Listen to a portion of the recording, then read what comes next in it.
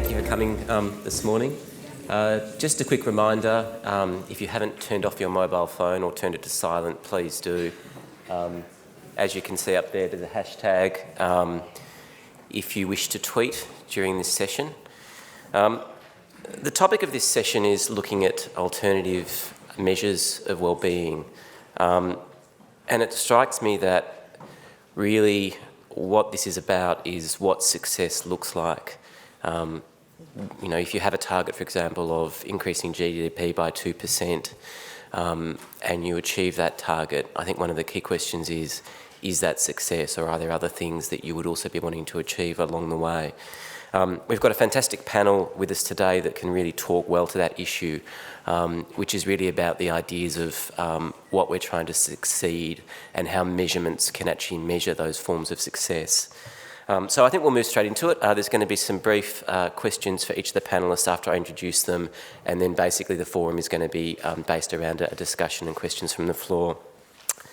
So we'll start with, we have with us today Mike Salvaris, who is a professorial research fellow at Deakin University. Mike has worked for over 20 years in the measurement of progress and well-being, and is currently working on the Australian National Development Index, or ANDI, which is a new civil society project promoting a national dialogue on Australia's future progress and establishment of new national measures of equitable and sustainable well-being beyond GDP. Welcome, Mike. Thank you for coming today. I'd just like to start with the first question for you, which really is a fundamental question, which is, why do we need a measure of well-being beyond GDP? Well, I think that we need to acknowledge that GDP is currently the most influential measure of progress and well-being used globally, and it has a huge impact in setting policies and creating people's understanding of whether they're making progress. We also need to understand that measures do become very powerful in describing in shorthand the way we see the world and the way policies are formulated, so measures are important. But as a measure of true well-being and progress, it's increasingly recognised that the GDP is completely flawed. What it actually is, gross domestic product, is simply the aggregate market value of all transactions in the economy, goods and services. It's a volume measure. It's not a volume measure that also measures quality, so it just tells us how much stuff we're making. It doesn't say anything about relationships or equity or the environmental impacts or anything else. It just tells us a big number. And to say that GDP equals well-being is a bit like saying life equals shopping. So if we use the wrong measures, it distorts our perception of reality and our policies. And I'm going to give one example that many Victorians in this room will understand. In the bushfires in Victoria in 2009, 173 people died and 11 towns were destroyed. It was a state and a national calamity. But in terms of how we measure progress here in Victoria, it was terrific because it actually added about 5 billion to our GDP because of things like reconstruction costs, funeral and health costs and so on. And another example, only 2 weeks ago, the European Union and a number of countries, including Britain, decided, no doubt under some pressure from economics ministers wanting to boost GDP, that we are now going to include illegal drugs and prostitution in the GDP, which in Britain will be estimated to add an extra $5 to $10 billion to boost that number. So someone can say, look, we've grown our GDP. So that's the core problem. We aren't measuring the things that matter to people. We aren't measuring things like health, education, housing, happiness, life satisfaction, relationships, work life and opportunities, or equity. We're using this monstrous single measure, and it's not telling us the truth about progress, quality of life, the distribution of the wealth in the economy. I was wondering if you could just tell us a bit about what the Australian National Development Index is going to measure that GDP doesn't, like how it's different.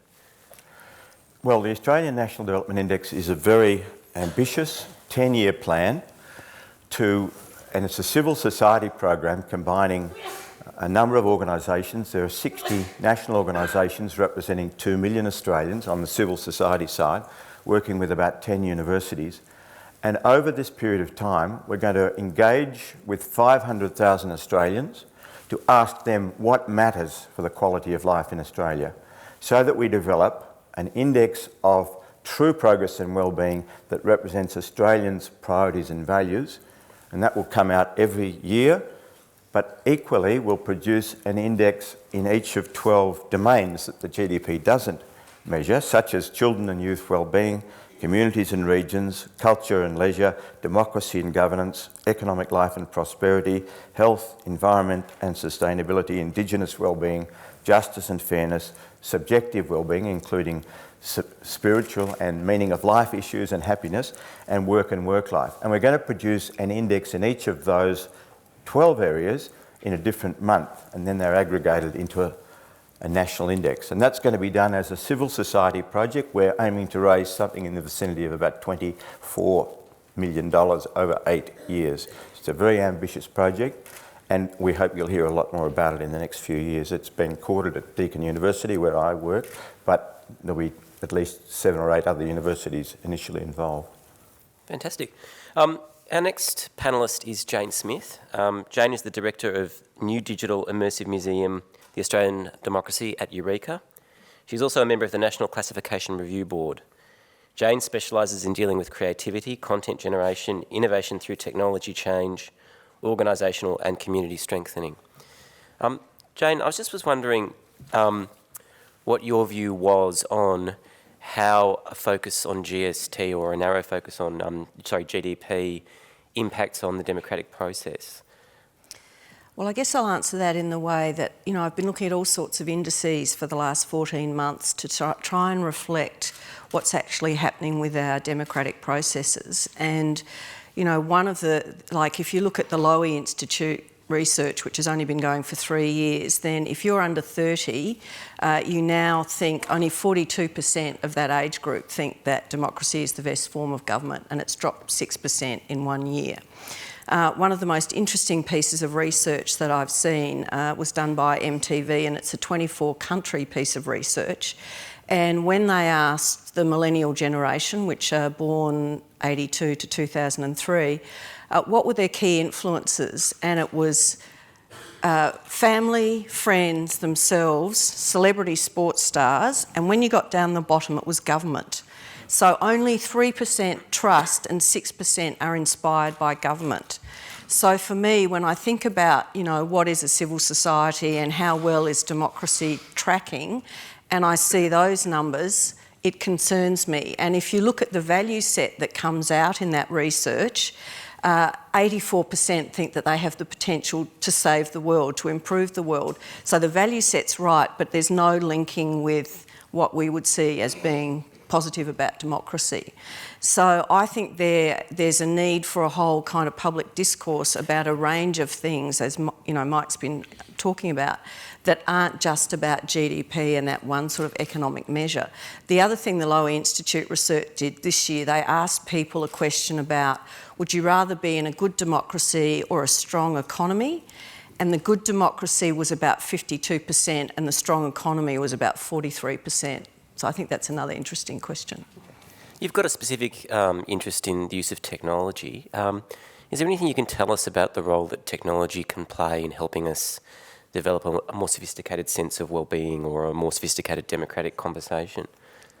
Well, certainly in the context of one of our priorities being the under-30s, then digital channels and using social media is absolutely a priority for MAID, because you have to go to where those people are. So I think, from it depends on your age group, but the technology, I think, is very important. Obviously, you can have a whole lot of discussions globally around with social media around pertinent issues. Again, for the under-30s, they see the world in a global sense. Someone told me a story recently. They went to talk to a group of school children in Ballarat, and they wanted to talk about employment, and they wanted to talk about the Nigerian schoolgirls that had been kidnapped. And I think that's just a perfect example of how that age group sees the world in a global context, sees that they can have participation in a global global sense, and that's where the technology has sort of taken us.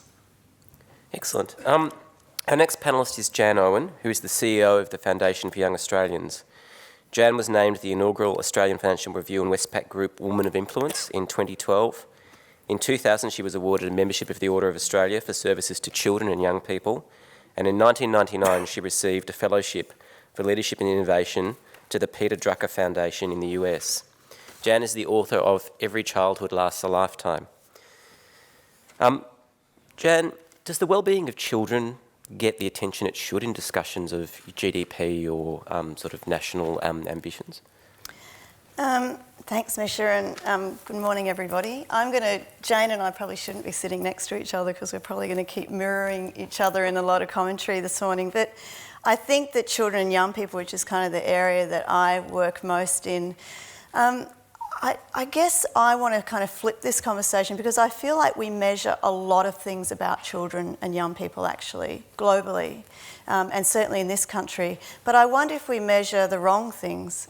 So we measure mental health. We measure that we've got a mental health epidemic and it costs us $10.6 billion a year in this country. We measure unemployment.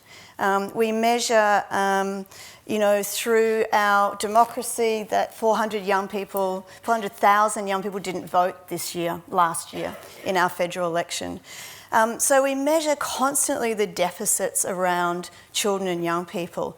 And for me, I think that what we don't measure is actually the powerful force of the inverse of those things. So we don't measure, for instance, that although we have young people not turning up to the polls, that we have got the greatest activism of young people probably in the last 25 years ever in this country and potentially globally.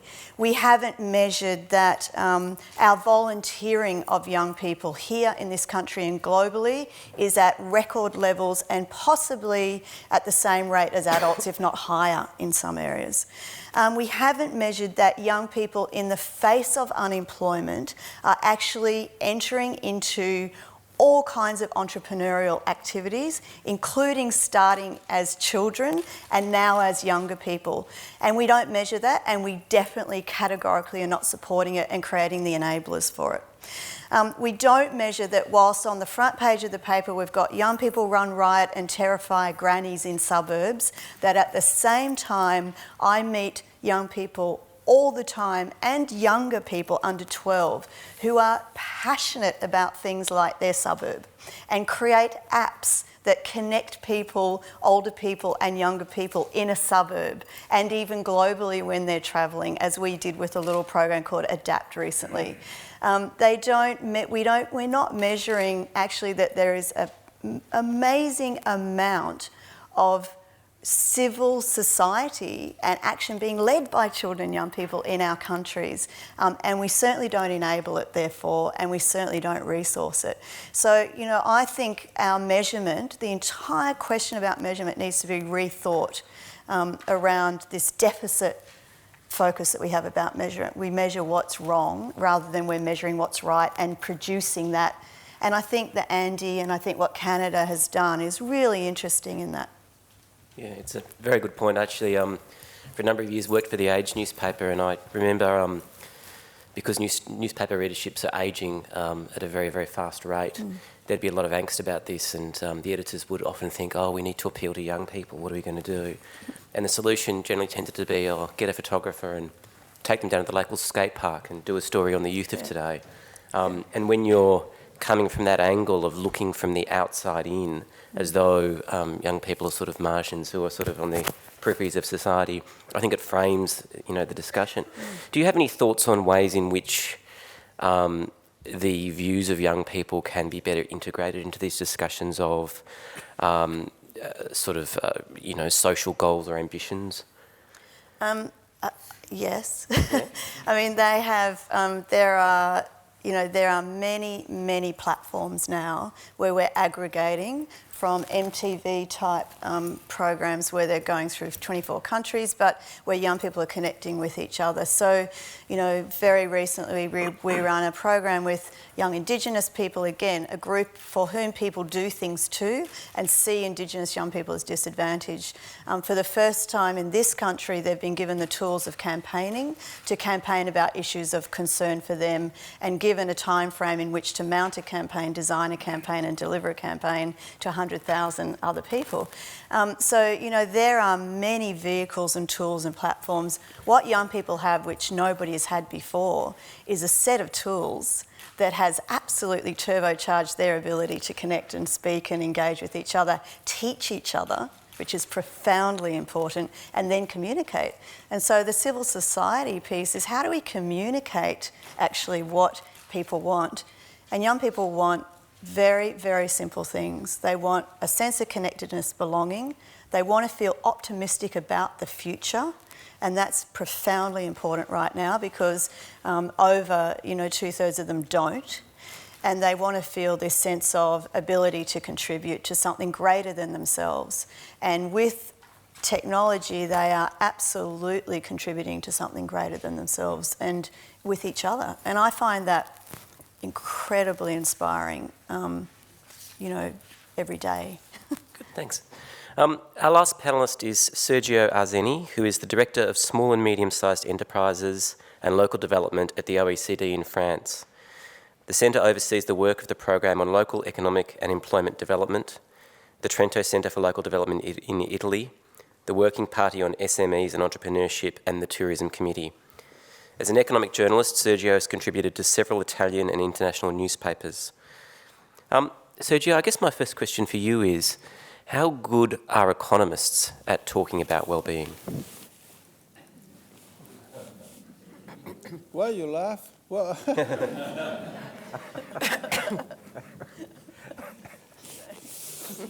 the father of modern economics, Adam Smith,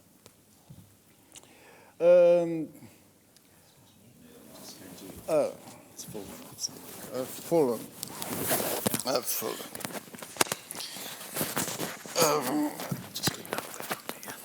Okay. Well, Adam Smith has addressed the issue, the moral dimension of economics from the beginning. And if you read Benjamin Friedman, a Harvard professor of economics, he published a few years ago the book on the moral consequences of economic growth. So the economic theory has embedded moral values historically. But of course, sociology, which is a new discipline that has been vastly despised by economists, has greatly contributed to expand the notion.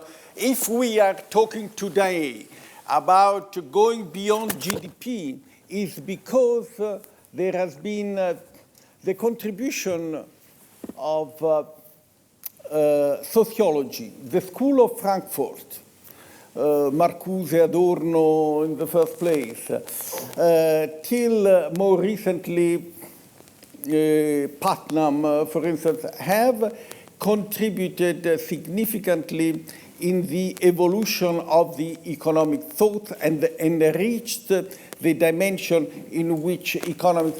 If the OECD today is addressing a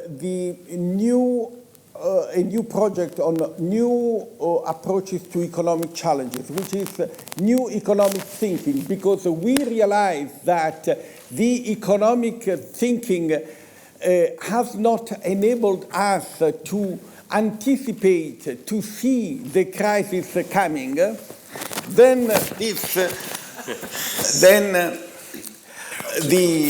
this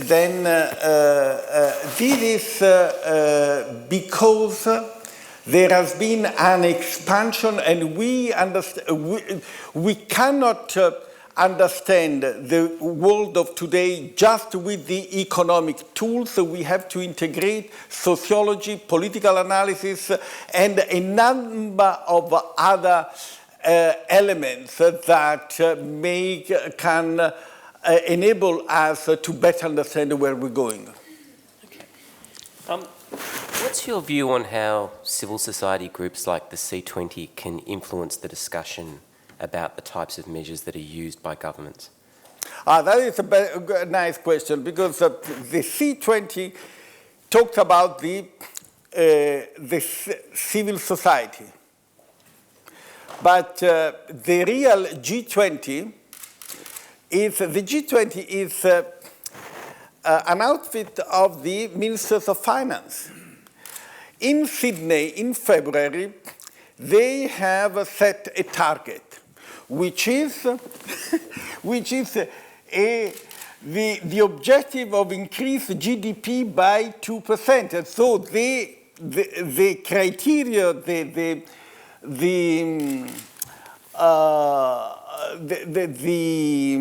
polar star for the G20 is not civil society.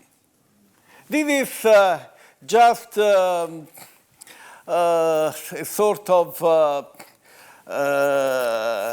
side dish.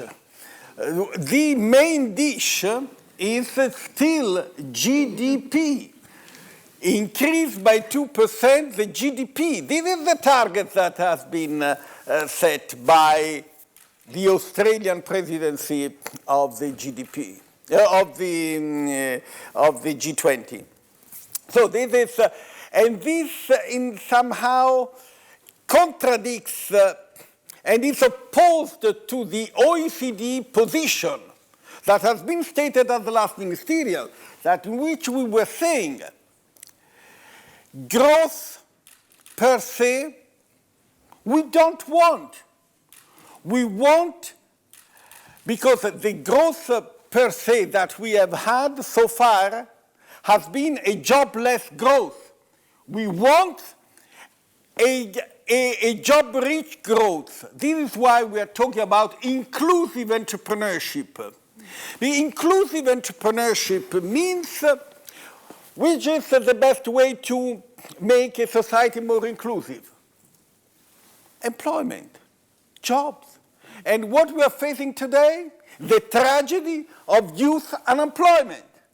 The tragedy of youth unemployment, particularly among graduates. Graduates, everywhere in the world. In China there are now 5 million graduates, and there are employment positions for only 2 million. So 3 million graduates unemployed, it's a social bomb. And the same is in Europe, in the United States, and in Australia. You have an unemployment rate among the youngsters, the NEETs, the people not in employment, not in education in Australia is a sizable amount. It's a discouraging amount. It's an amount that then you rightly say that there is they don't see hope on the future because there are not employment opportunities. This is why we focus inclusive growth means inclusive entrepreneurship. Provide focusing on youth entrepreneurship, women entrepreneurship, social entrepreneurship. And social entrepreneurship and social enterprise are a quintessential element of the civil society engagement. Great. Look, we're going to throw this open to questions now.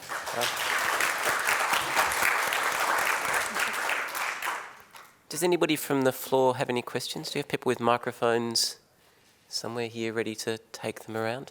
Just while we're doing that, just before we start with the questions, I just wanted to briefly mention we had another panellist, Hanny Rayson, who unfortunately had to pull out at late notice due to a family illness. But in preparing for this session, I had a talk to Hanny about what role the arts could play in our understandings of measures of well-being. And she made some very strong points. She was sort of talking about the ideas around the types of stories that are told and whose stories are told, and the stories that don't get told, and the way in which they can inform our sense of, again, what sort of success in society is like, how we measure success, and you know, who sort of achieves that success. So just, if anybody wanted to ask any questions about that, I know that Jane has a specific interest in the arts as well, so it's just something else to consider. We'll start with the question, the gentleman over here, if we could. Misha, just while the microphone's coming, I just might say that if any of you haven't seen the Andrew Bavell speech to the National Playwrights Conference, it is an extraordinary piece, and I think you and Hanny were discussing it, Misha. And he's asked a question in London about why is Australia such a racist country, and he then develops this extraordinary sort of set of arguments around all of that, and he talks about the role of playwrights to actually uncover these kinds of stories. So actually puts the arts kind of front and centre to actually deal with a whole lot of contemporary and contentious issues. Clem Campbell, United Nations Association, Queensland. We have talked about equity or inequity. Just to broaden this aspect of well-being, one question that hasn't been raised, and that's intergenerational equity. Should that be included in our measures of well-being? How we're going to leave our country, our world, for future generations? Mike? I don't have any doubt that it should be included. It's an extremely difficult thing to measure, and we do struggle with it, but there are relatively simple measures of intergenerational mobility and equity which we still use now, which simply map a person's occupation and income against that of their parents as a very crude test. But I think it's increasingly recognised that that is a crucial issue for equity, and we just have to develop a measure. You can't consider equity without considering intergenerational equity, so I entirely agree.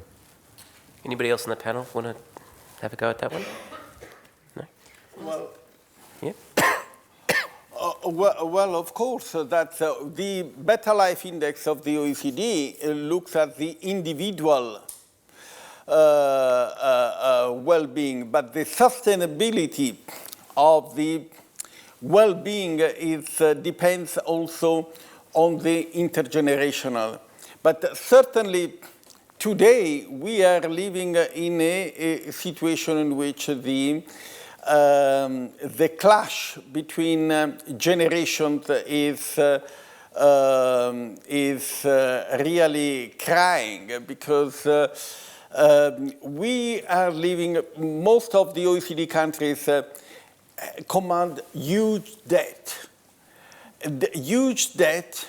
that will be unloaded to the next generation. So never happened before in the history of mankind that parents, for their own well-being, have unloaded not asset but debt, huge debts on their kids. And this is probably a shame for an entire generation.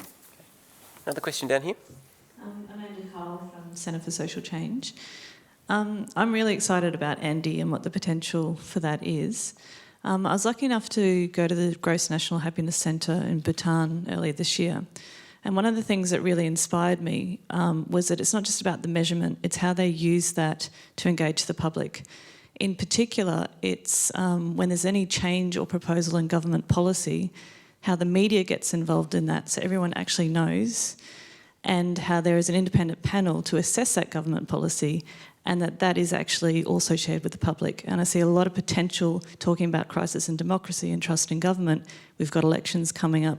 How do we actually get those measures out to actually assess government policy in a public arena? What plans are there?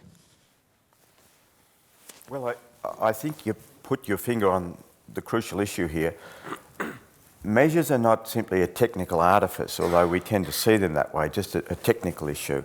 Measures represent or should represent what are important to people. And the thing that we haven't done in the past enough is to say what is important and what should we measure. So our project is spending 2 to 3 years, and in that we draw partly on the gross national happiness work, but also the Canadian Index of Wellbeing, which spent 5 years out in the Canadian community asking the question, what really matters? What are our priorities as a nation? What matters for our wellbeing? Before we then start to think about measuring them.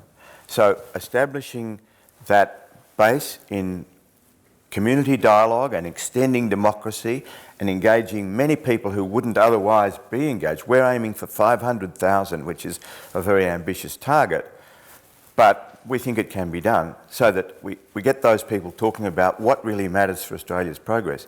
So I think if you establish that as the base and you then have measures which you're prepared to keep coming back to and referring policies to, I hope the Canadian Index is giving us some example that over time that becomes the centre point by which ordinary people and the media decide in their own minds what kind of society Canada is and how it's doing, rather than looking at the GDP and being told by political economists and politicians that we're doing great because we've boosted GDP this year by adding prostitution and illegal drugs.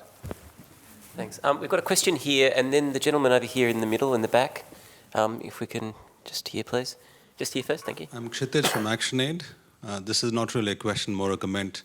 I think this program should have been, this panel discussion should have been the first program yesterday morning. And we would have had a better communique coming out. Because and I really feel that a large majority of Australians here, as well as Europeans, have a huge responsibility on them to ensure that the policies that get done in G20 are not detrimental on the lives of the masses in the countries of the South. And so now we are talking alternatives, so I think this should have been the first program. So, and I hope that there is still time for us to edit the communique to ensure it's much more fundamental in nature. And it's just not a bland document that gets from C20 to G20. For example, I wouldn't want to say, let's not be biased towards PPPs. PPPs are a bane on countries of the South. So I'd rather be asking for a white paper on PPP so far. So that would, in fact, if you, one more comment, if you look at all the documents, almost all the documents around G20, produced by G20, the bureaucrats and the politicians, they are all against what you're saying. They are all for GDP and for growth, at the cost of democracy and sovereignty. Would anybody like to comment on that? I would like to point out that 5 years ago, the G20 actually adopted a motion, somewhat late in the day, but it was in their communique, that they should review how they measure economic progress with a view to including these issues. And to my knowledge, nothing has been done about that at all. I think it was just one of the things that got into the communique. So it seems to me a great opportunity for the C20 to follow that up and say, what are you going to do about it? You said it was important. Great, thank you. Now, look, the gentleman up the back here in a minute, but I've just lost track of some of you who put up your hands before, so can you put them up again, please, and I'll just sort of chart you. So the gentleman over here in the blue top was next, please, after that, and then the gentleman over here. Thank you. Up the back. Thank you very much. Des Blake, I'm with Transparency International, Papua New Guinea. I'd like to preface my question with a very, very brief quote. The gross national product does not allow for the health of our children, the quality of their education or the joy of their play. It does not include the beauty of our poetry, the intelligence of our public debate or the integrity of our public officials. It measures neither our wit nor our courage, neither our wisdom nor our learning, neither our compassion nor our devotion to our country. In other words, it measures everything, in short, except that which makes life worthwhile. This quote was made in 1968 by Robert Kennedy. It's been almost 50 years since he made the quote. I'm wondering, what do you really think you need to do to change the thinking of the G20 to effectively radically alter the measures by which they see life? As I think Sergio said, it's the ministers for finance. And for ministers for finance, civil society is as mystery as land is as much a mystery as land is to fish. So I'm just wondering what, in the short time we have available, what do you really need to do to ramp up an effective shift in the paradigm here? It's a hard one. Who wants to take it? I'll start. I'm happy to start. I think that Sergio has set a really good kind of baseline here around us understanding how well-being fits with economic growth, and I'm sure that everyone's been talking about that for the last 24 hours.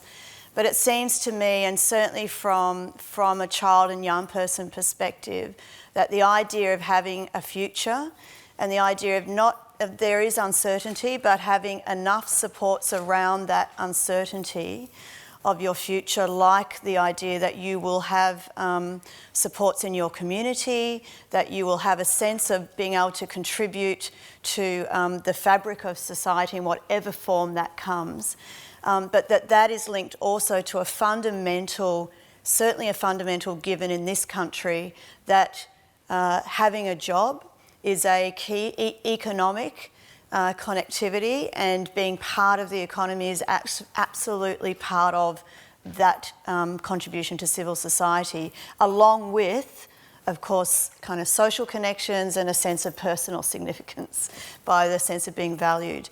So for me, this idea of inclusive growth and inclusive jobs butts directly into the G20, and it should, because otherwise the C20 sits outside in a kind of a sand pit and a playground of, the merry-go-round of everything else. So it's not to say that it's about playing the G20 game, it's about the actual reality, and certainly of young people's lives around the world, which is that ability to contribute economically is absolutely front and centre to having a sense of purpose and belonging and contribution. Now, we may debate that, but and so this inclusive growth, inclusive jobs, jobs that actually generate for others and contribute to the economy, but also community building, which is social enterprise is a brilliant example of that, a very powerful, as I said, the intersection between the G20, the B20, the C20.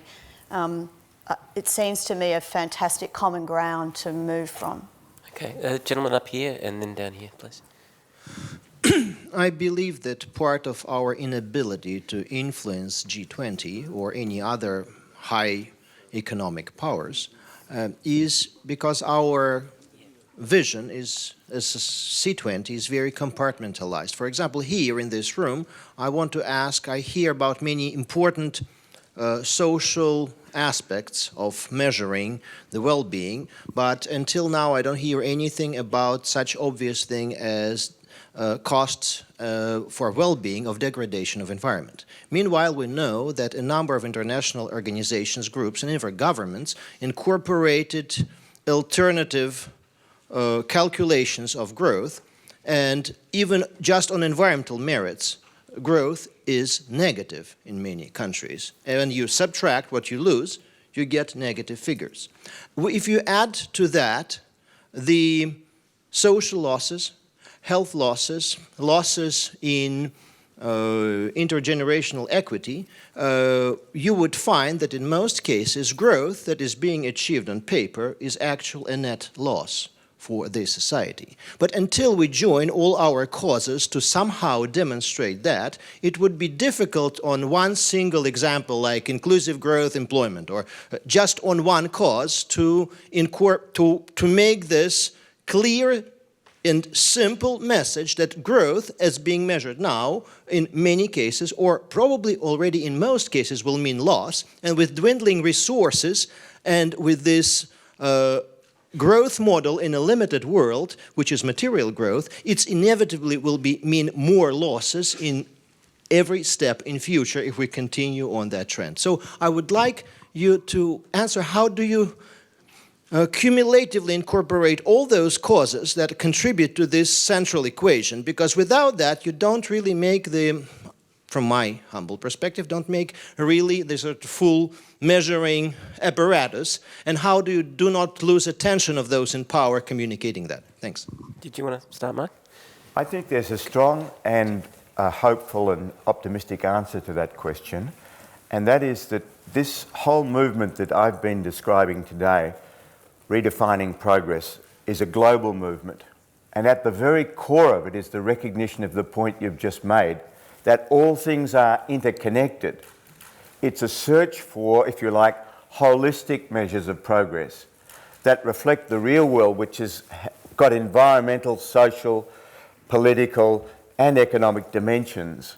And although it is an extremely difficult task, all of these models that I'm aware of, through the OECD, the Better Life Index, through the Canadian models, and also the work that's being done in Sustainable Development Goals and the revision or reform of the Millennium Development Goals, are all tending towards the same answer, that true progress and well-being for humanity must be a holistic idea. It must include the environment, it must include notions of equality and equity. It isn't simply growth first and then we'll take the consequences. So I see that as a very positive trend and a coalescence, if you like, of different movements around the world.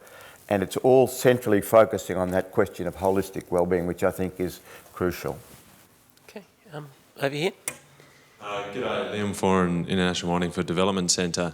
My question is about the disaggregation of gross national happiness indicators. One of the most powerful things for me with GDP is being able to bring it down to a per capita level and I guess rank my own salary against the salaries of people in different countries and get a bit of an understanding of, you know, individual level of wealth. Are these gross national happiness indicator, are they able to be disaggregated onto a per capita level? I think that's one for you, Mike. Yes, they are. It's a technical question in part as to how they're constructed, because what you disaggregate depends on what you put in initially. But depending on the construction of these different measures, you can disaggregate them down to different population groups and localities. Canada started out with a national model which was looking at national well-being, and gradually over time is moving down to a level of provinces and towns so that you can disaggregate to compare communities. Whether you can compare individuals is very difficult because the data simply isn't available. If we're measuring a whole lot of concepts that we don't have a lot of good measures for, we have to build them up over time. But the aim of having these indexes is to use them to be able to tell us how to make better policy. And the first step is to be able to say what effect various things are having on different people. So there's definitely in principle an acceptance of the need to disaggregate. There's a capacity now, but there'll still have to be a lot of work done, I think.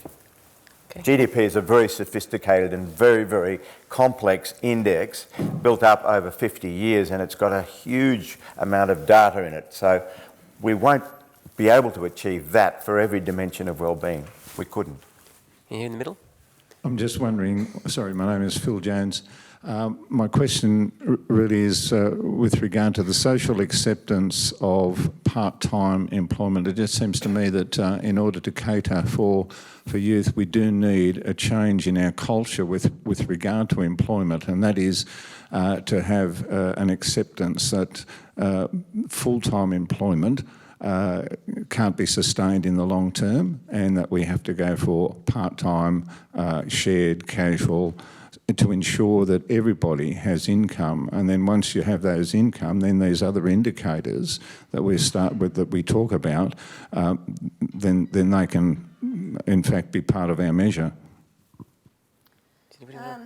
Well, this is and the last time we had a recession in this country, we had exactly that same conversation. And interestingly, young people always are at the tail end of that and the most disadvantaged in those conversations. So we now have a situation where a large number of young people actually are in a casualised part-time workforce. Part-time's different to casual, and they're more in casual, obviously, and casual work is really disadvantageous to young people. It is a preventative and an inhibitor to actually getting your life in a way that you would like it to be set up. So casual work doesn't enable you to decide and choose that you're going to have every Sunday family lunch with your parents. It doesn't enable you to commit to the social kind of norms of birthdays and weddings and all kinds of things. It doesn't enable you to get a house. You know, there's a whole lot of inhibitors in the casual employment environment that are actually very, very difficult for young people. So I always want to be very careful in going there because that's where young people are now, and that's what's one of the barriers to them progressing, moving out of home, and all the kinds of things that are being talked about at the moment. So part-time work is a very different story, and again that comes to an equity question. You know, we've just been told in this country that everyone's going to be working till they're 70. And this is in a context of saying that there actually isn't jobs growth. So we're in a real conundrum around jobs and employment, at least in this country and probably globally, because of this issue of we've got growth but not jobs in that growth.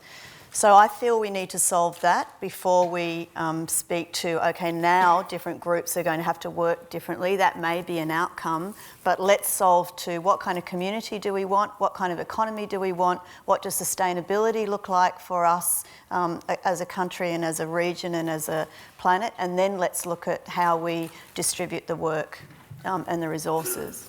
Okay. Michelle, can I just make yeah, one sure. comment on that? I think one of the interesting, I absolutely agree with what Jan's saying. One of the things that I think has been starting to happen in this country is that young people are being asked to sign things called 0-hour contracts. So they might get 35 hours a week, but they might get none. And they have to be available even if they have no work. And that is just an absolutely dire set of circumstances because people have to have some control over when they're going to work, know that there's some security with that. So it's a very big issue. Okay, thank you. There was a lady here in the middle who had a question. Yes, up here. And the gentleman sort of in front, right in the middle here in the red or maroon. I'm not quite sure which it is, jumper. Thank you. Hello, Walter Wire. Friends of the Earth, Torres Strait Islander Perspective. Mike mentioned something about the Indigenous inclusive. I'm just saying that if Indigenous inclusiveness is part of that discussion of the project at Deakin University, then consideration should be given of intergenerational inclusiveness in the Australian context of Indigenous individuals and Indigenous community, which means in Australian context, that's a subject that cannot be denied. And in this discussion, it should be addressed up front to ensure that Indigenous perceptions are governed by intergenerational aspect of Indigenous communities. And if it's a holistic approach, Indigenous agenda opens up a totally new avenue of discussion that takes into consideration other Australian communities and as well as world communities. It's a bigger perspective in that sense for G20. Thank you. Anybody like to comment on that? Apart from saying I think it's absolutely correct. I don't think anyone would disagree with that. I think that's absolutely right. Actually, it was very interesting again, just talking about that Andrew Bovell lecture. One of the things, again, he was talking about really was the significance of the stories that aren't told and that are left out of the picture in these sorts of discussions, and the importance of making sure that, you know, I mean, for artists, that those stories are told, but also in terms of, you know, in democratic discussions about societal goals and aspirations, it's very, very important that be included. So I think it's a really good, well-made point. Gentleman here in the middle, I think, or the lady. Sorry, you know, you were next, and then the gentleman. Yep. Sorry. Thanks. I have a question for the panel members about whether there is another indicator that we should be calling for to be included in the communique? Is there an indicator or an existing set of indicators that we should be advocating for? Before you answer that question, I just wanted to share something, particularly with our international colleagues here. I think, I suppose that most of you understand that reading between the lines of what Julie Bishop said yesterday and Kevin Andrews said this morning is a clear intention to take into account almost nothing of what we say in these 2 days. And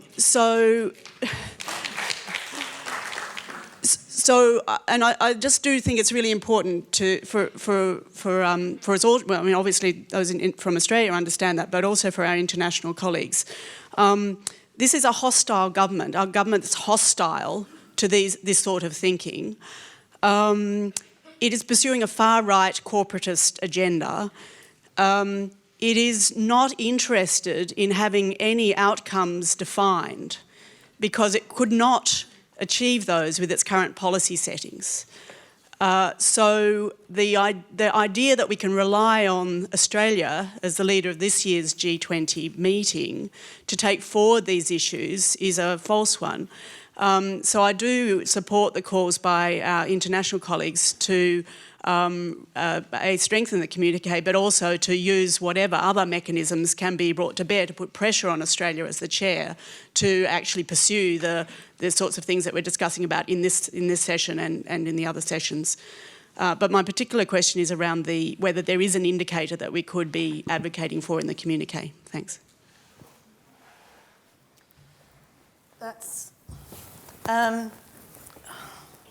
Well, I do think what I said before about this intersection between an inclusive growth economy and one that isn't is a really powerful lever. And I do believe, I mean, I didn't hear Julie Bishop or Kevin Andrews, but I have a very strong view that the idea of community and the idea of citizenship are things that are actually very often front and centre in the governments of this day that we have in their agenda. So for me, I spend a lot of time thinking about how to bring those agendas together, and that the idea that people are actually participants and that they're actually driving change in their communities and the ways that they're doing the work that they do is actually a really, really important part of this process, and it needs to be showcased.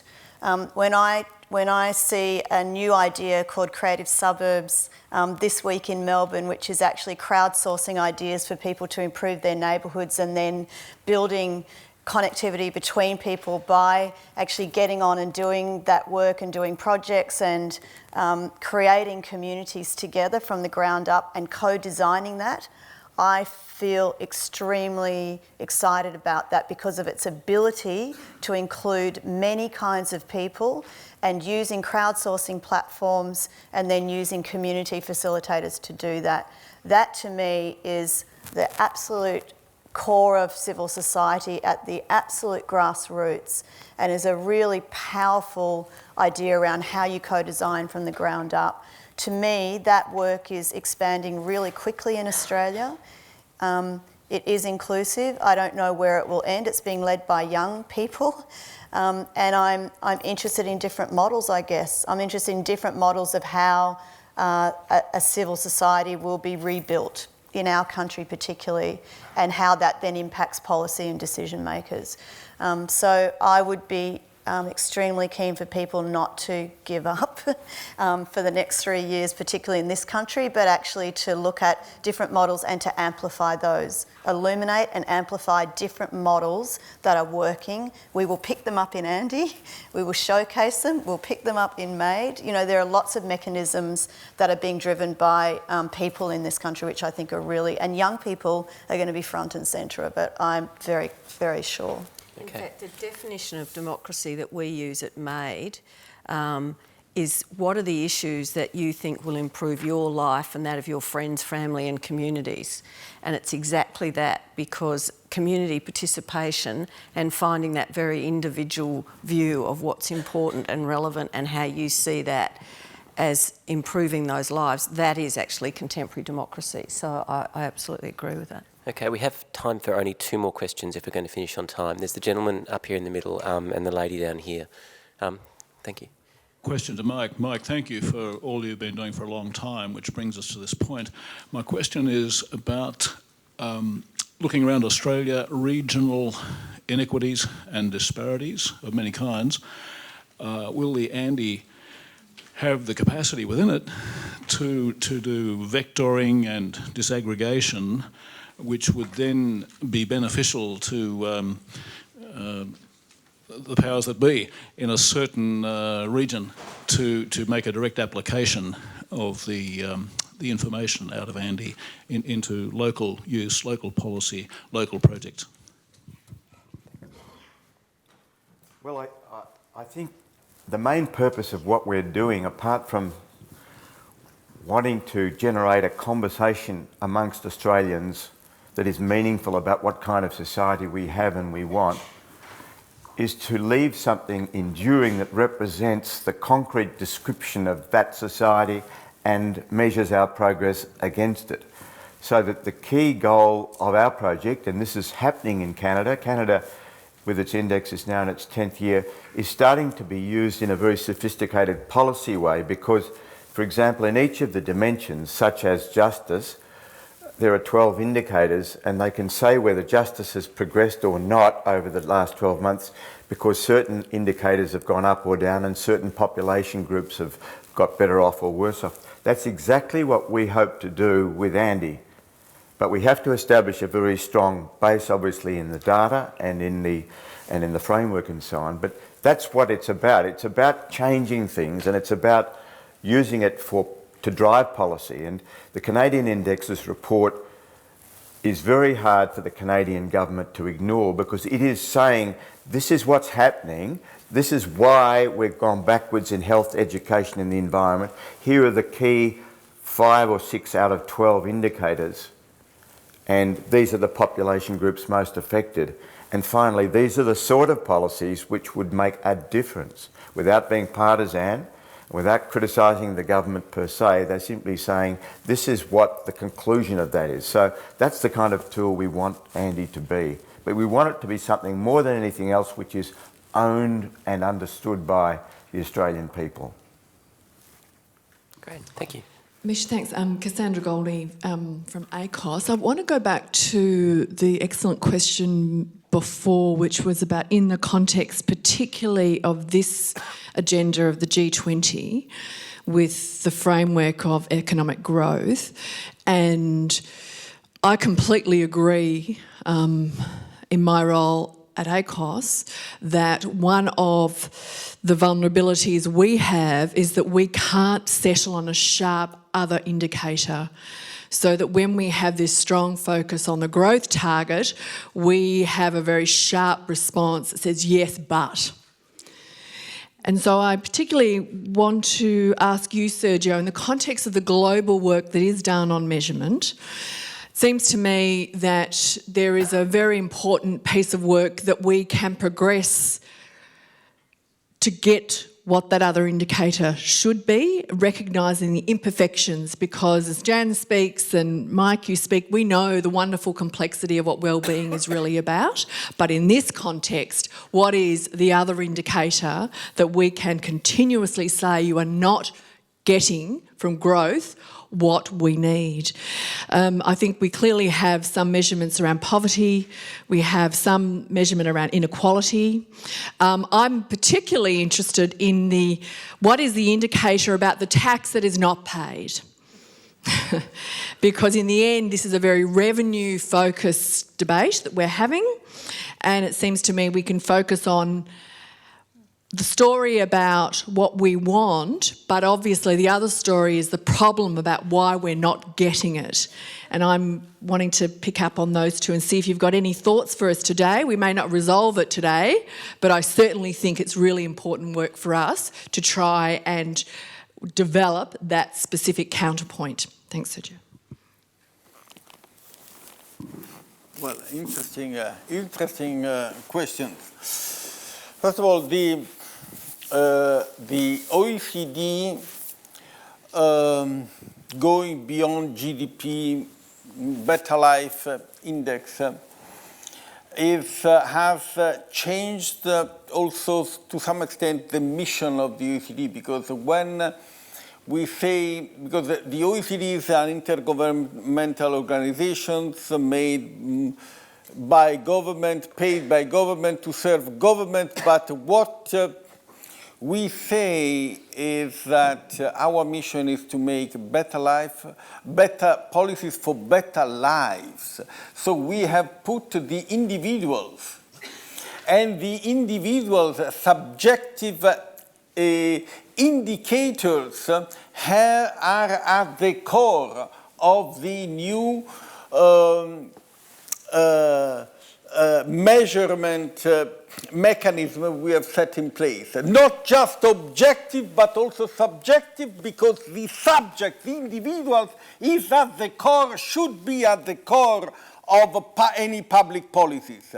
Not if it's a policy is good for the government, if it's good for the individuals. So that is, I think it's a paradigm shift already. Then we, as compared to the other indicators, our measurement focuses very much on inequalities, which incorporates also a number of other OECD work on divided we stand, growing unequal. These are substantive pieces of work on which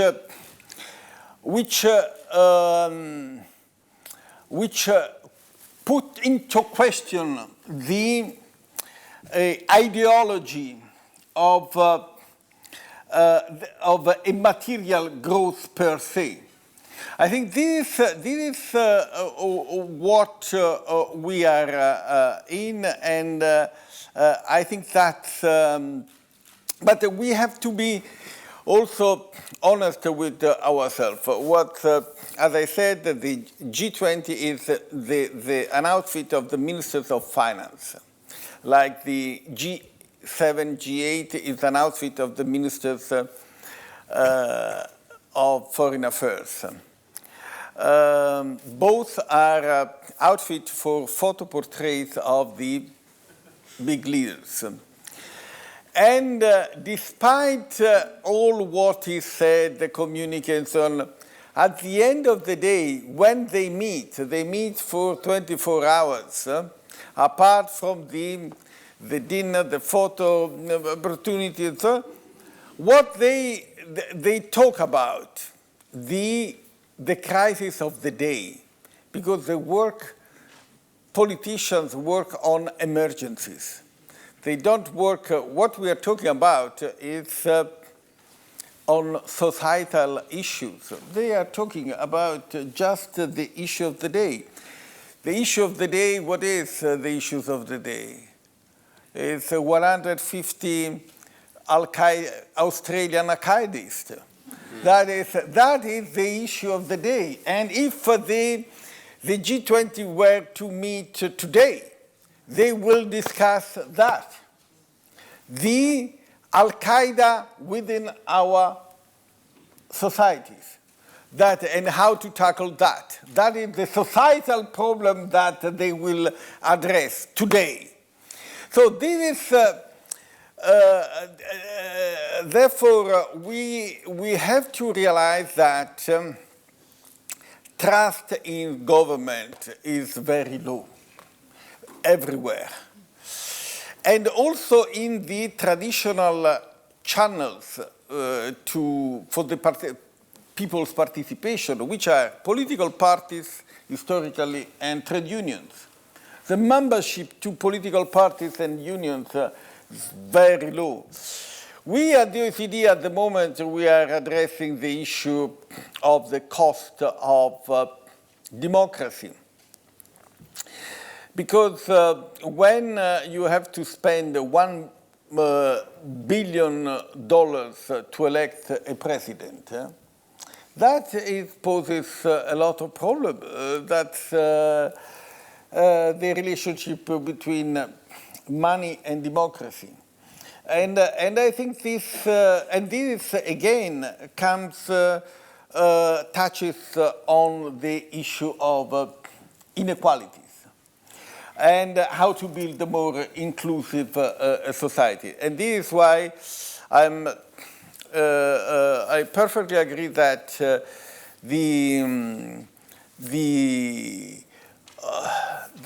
only from the civic society, the engagement of the individual, the empowerment of people can come an alternative future.